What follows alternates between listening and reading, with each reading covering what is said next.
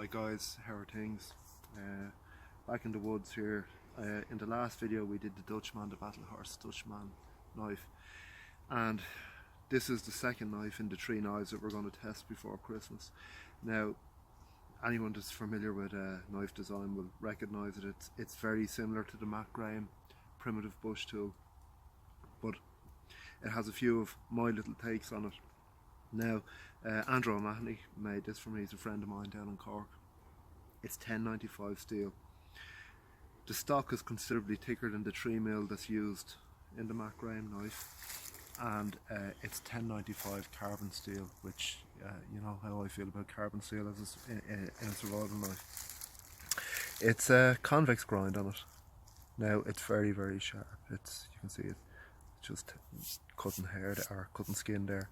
It's very sharp, micarta handle, and it has an exposed pommel that's not on the Mac Graham knife. And as you know, I like the exposed pommel because I like using my survival knife in a chisel fashion, and it allows that. A couple of little things that I got added to it as well. The portion from my thumb to thumb here has a very sharp 90-degree spine for scraping tinder, for scraping ferro rods, etc. Descaling fish, whatever. The rest of it here is somewhat rounded. It won't scrape a ferro rod, I'll show you that later on. But it makes for more comfortable use when you're using it as a draw knife. If you're making a bow or just a general spoke shave action, it's more comfortable to hold. So first test, as with any knife for me, is to put it through a bit of seasoned timber and see how it battens. Now, this is very seasoned, so we'll see how we get on. Now, the edge on this knife is fantastic. As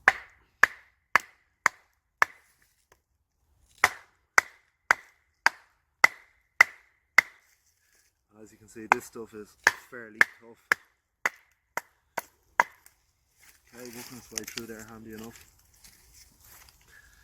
A few knots in it. This is heavily seasoned. So really, like, I mean, you need a knife that can process wood. If you have a knife, and we talk about survival knives, and you know, can a 4-inch knife be a survival knife? Yeah, it absolutely can if it is a full tang knife. You know, I'm not a fan of stick tang because I just don't like things that could possibly break, you know.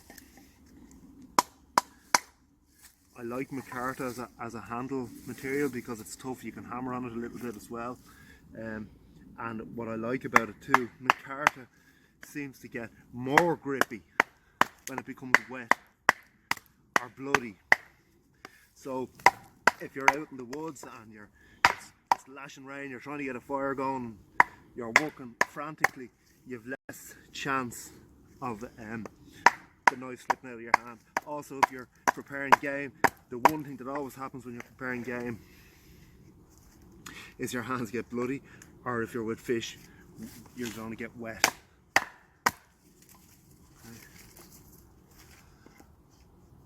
So working away nicely there.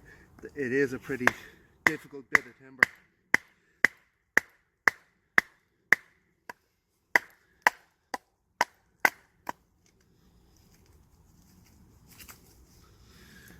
So I've used this knife a little bit.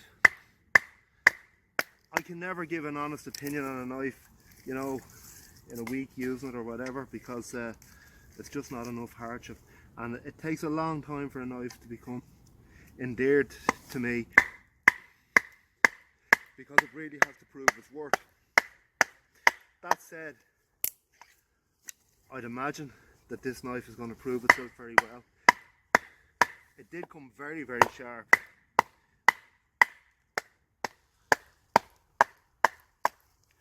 So it's battening pretty well there. Okay, so I'm just going to grab my ferro rod there now and see.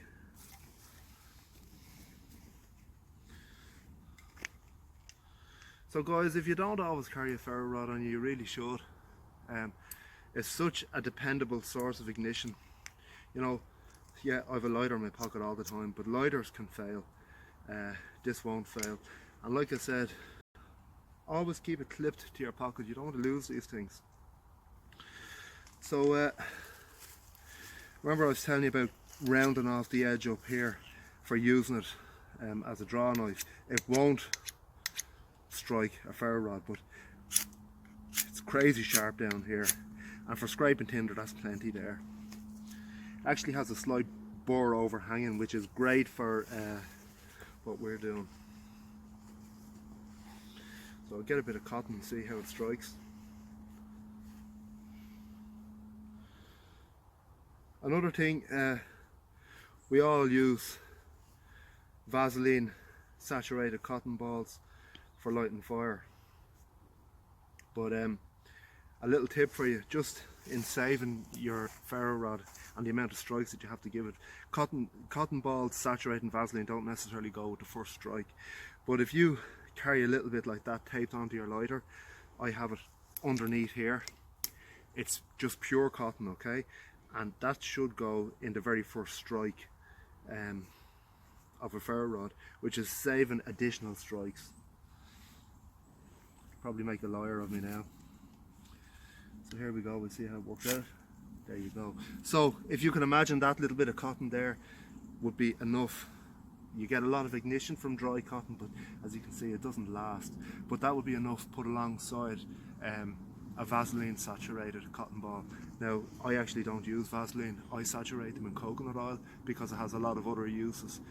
You know, it's very good antiseptic, antifungal, antiviral, so you've got a couple of things in one there, and I always like stuff that does more than one thing. So just going to see what it scrapes like now. I think I have a little bit of fat wood.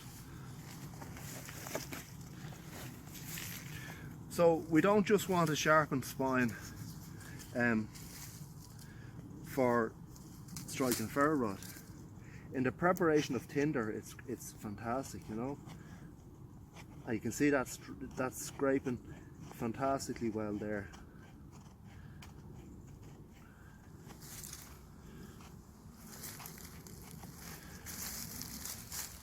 So you can see it's scraping that off, lovely. I love the smell of fat wood. So guys, that's basically the knife. What I can tell you about it is it's 1095 steel, it's an 8-inch blade, it's a convex grind, it's sharp, it's very, very sharp, good spine on it, of course full tang. And another thing, when you're buying your full tang knives, I tell everyone to buy a full tang knife. Check it out, go on the internet and look for x-rays of that tang. There's a lot of knives out there marketed as being full tang, and when you have a look at the x-ray, they're heavily skeletonized. You don't want that. Full tang means full tang. I don't like stock removal in a tang. It's no longer a full tang in my thinking anyhow.